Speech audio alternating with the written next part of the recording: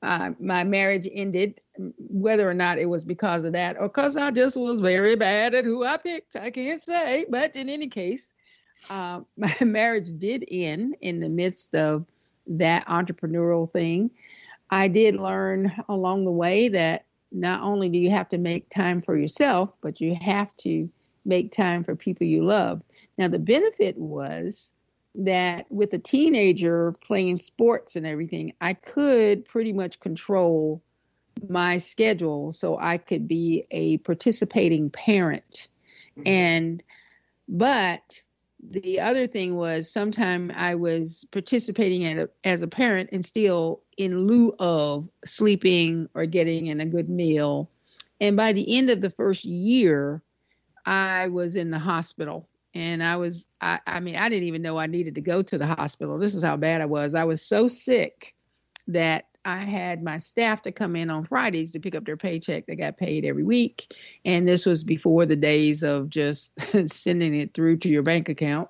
Right. So they would come in every week. And on this particular Friday, I was walking to the car to do something. And one of the nurses came up and went past. And I was like, hey, Rochelle, how are you? And she was like, what? I said, and she didn't even recognize me. Because my color was so bad. I had lost weight. I just probably looked a mess. And she just said, look, you have to go to the doctor. So I went to the doctor and he said, well, you can do one of two things. You can drive yourself to the hospital or I can call an ambulance for you. So, yeah.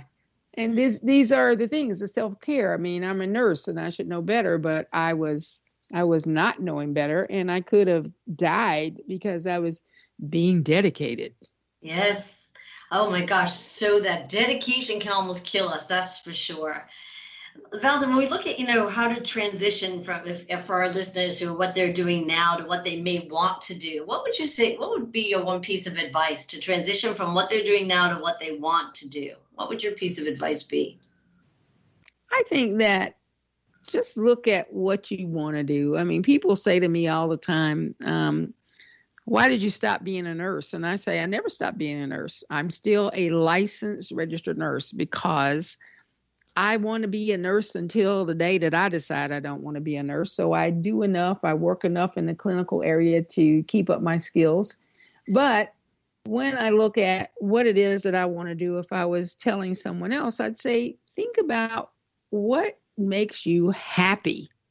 If you can combine what makes you happy or what makes you feel fulfilled or satisfied, or that you did something that you really wanted to do and you can turn that into a profession, that is the thing to do. If you are the person who's phenomenal at listening to everyone else's business and then telling them how to straighten up their act, then coaching may be for you, or even more formally going to school for a degree in psychology or counseling. But most importantly, don't just do the thing that can make you money if it doesn't bring you joy. Yes, I'd say my favorite entrepreneurial story is my friend. She was my first roommate when I moved here to New York City, and she had been working in corporate for years and called me up and she said, I think I'm ready to open my B&B. And I thought, what? What? She had saved a chunk of change. She is a phenomenal chef. I mean, phenomenal. So the food was exciting to her. They bought a place, redid the whole thing. And she was very, very happy with the people. She's excellent with people, loves cooking for, making them. And it was just incredible to see this flourish for her. She did say, as many of us say, that you're busy doing everything, right? So she's doing cleaning, and but the joy that she had of her customers, or however the people who come stay with her, it is so evident, and her love of food is so evident in how she serves the people who come to stay with her. It's just absolutely beautiful. So that to me was super exciting. Someone who really found their joy. Listen, let's talk a little bit. What keeps you up at night these days? What keeps you up at night? Nothing. I can tell you that nothing keeps me up at night anymore. I have And this is something that's happened of late. I've just decided that I do as much as I can, but then I recognize that I can't do everything that I need to, and I give myself the grace and the forbearance, the excuse to just say, tomorrow I'll be here, but you have to take care of yourself. But I want to ask you, in terms of people who have been listening and who want to get into this, I know your whole mind, body, and spirit connection is there. What would you tell them about how they can recognize the benefits of knowing their bodies and taking cues from there in order to understand what they want to do, where they want to go, and whether or not they're overdoing? It's a very interesting question, especially right now, because we are so inundated with a culture that has fake news and a distrust and this sense of not knowing what's real, what isn't real. And more than ever, I'd say women need to turn inward and listen to their physical body. Now, when I say listen to the physical body, it's things like, do I need to sleep? Do I need water? Have I gotten to that hangry place, that combination of hungry and angry? Have I gotten to that hangry place? Do I feel lonely? What do I need right now? Because if we can tune in and listen to the wisdom of our body, it is always talking to us. We just don't always listen. When we do listen, that to me, I just deeply believe that is the path forward for health and wellness, and especially navigating this crazy time.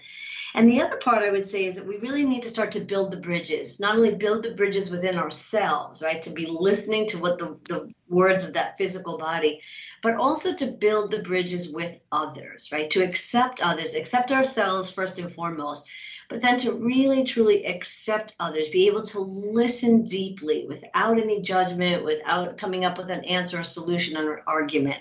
So the first, listening to the wisdom of our body, and second, be able to build the bridges within ourselves to listen, and then with others as well.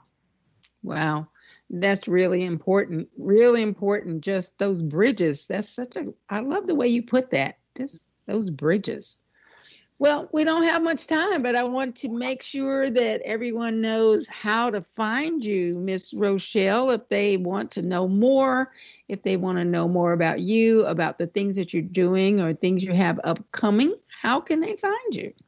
My website is rochellerice.com, and we'll be launching our breatheandeat.com program again in January. For those of you that would love to join, I'd love to have you. And what about you, Valda?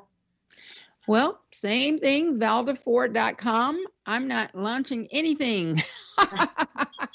I have become very happy with just being available to people I may not have been available to for a very long time because I was busy chasing things. But I have found peace in knowing that I'll get through the day and there's more left tomorrow. Beautiful. Well, I'm really glad that we had this time to talk to people today about living our best lives. I'm Rochelle Rice. And I'm Valda Ford. And this is Elevate, elevating the next generation of women in leadership. Bye-bye.